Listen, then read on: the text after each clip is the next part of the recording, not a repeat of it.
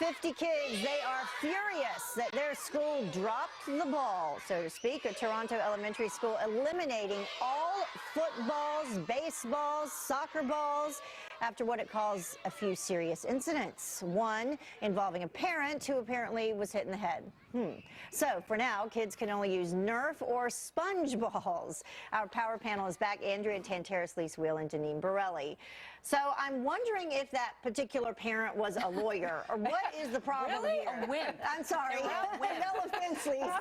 Absolutely. Knock all those lawyers in the head with a ball. Honestly. I mean, this is ridiculous. Are these kids going to go through their lives without being able to play ball in school? Right. I mean, they're going to walk down the street and somebody hit them with the ball. It's crazy. Well, let's hope what happens in Toronto stays in Toronto, you know. But yeah, what a wimp. I totally agree with you. It's not even a kid that's complaining, it's the parent. The parent, but right. The bigger picture is, I think this is the wussification of America. And is that a word? Yeah, I just made it up. If I were a teacher, I'd be really upset. What are these kids going to do? This is what kids do. They kick around baseballs, and you get hit in the head and you fall down.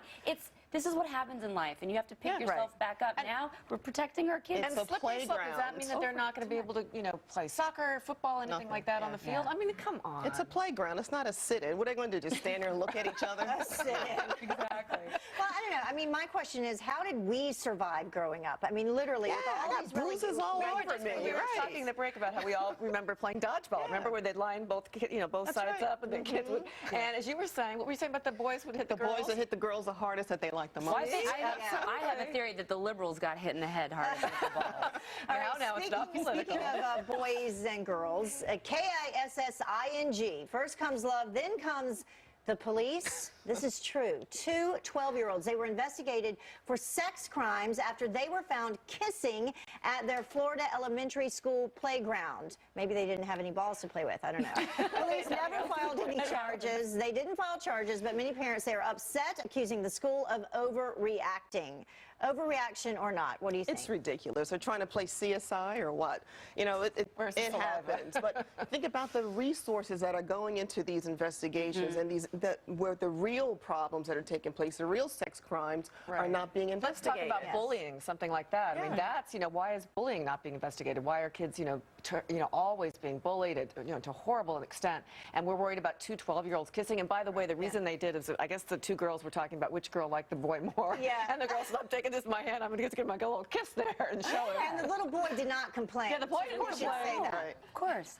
Well, if that would have happened to me, I'd still be in prison for my behavior on playgrounds. I mean, this is what kids do. You were kissing and throwing the balls I'd still be in jail. That's right. But it's a question of priorities, I think. What's the priority with kids? The soccer ball, kissing on the recess ground, or is it the fact that American kids are trailing the world's kids in math and sciences? That's where they should be focused. And focused on the teachers that aren't doing their jobs, but instead they're just distracted by this other stuff. Right, absolutely. All right, well, we have one more topic, and this does sound like a joke as well, but Congress has passed a new school lunch standard bill that says pizza is a vegetable. Yes, I love this. The reasoning, it has tomato sauce on it. I've been waiting for this declaration because I love pizza. It harkens back to Ronald Reagan. Remember when he said tomato sauce was a vegetable? And really, I mean, it's over-governmental here. I mean, just parents, be responsible. Kids, and the thing is, too, with kids, if you tell them they can't have pizza, or, they're going to have 12 pieces of it. So everything in moderation. Yeah. It's a tomato's technically a fruit, though, right? So, you're right.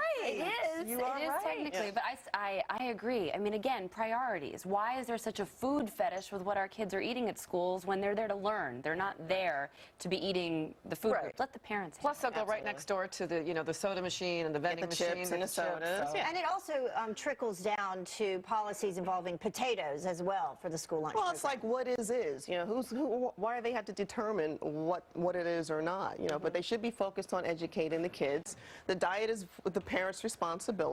And government is way too big. Is this another example? Yeah, and Lise, what you just spoke to, we actually covered a topic involving soft drinks last year. Right. Or, I'm sorry, last weekend. And it did show that if you tell kids they can't drink the soft drinks, they're drinking more of them. Of course they are. Anytime you say to a kid you can't have something, I mean, unless it's going to be dangerous for them, obviously, but you can't have that cookie, you can't have that piece of pizza, you can't have that soda. Can't play dodgeball. Can't play dogs, but they're going to want it more. So you can't, you've got to be smart about that. But that's for the parents' purview, not the government. And think about what they're doing to these young kids, too. I've interviewed a couple psychologists who say you're giving young children food issues, particularly little girls. Good Don't point. eat it. Don't eat this. Right. Don't eat that. All the you're don'ts, telling don't, you're don't. obese. You know, Right. we're so worried in this country about obesity. If a child is just a couple pounds over, again, it's a question of priority. And don't forget, at that age, especially with the girls, you know, these teenage girls, they already have food issues and body image issues. To make that worse is not a good thing. Tater tots and pizza. That was always Absolutely. my Let's favorite party. lunch day. On me. Greg, what was your favorite?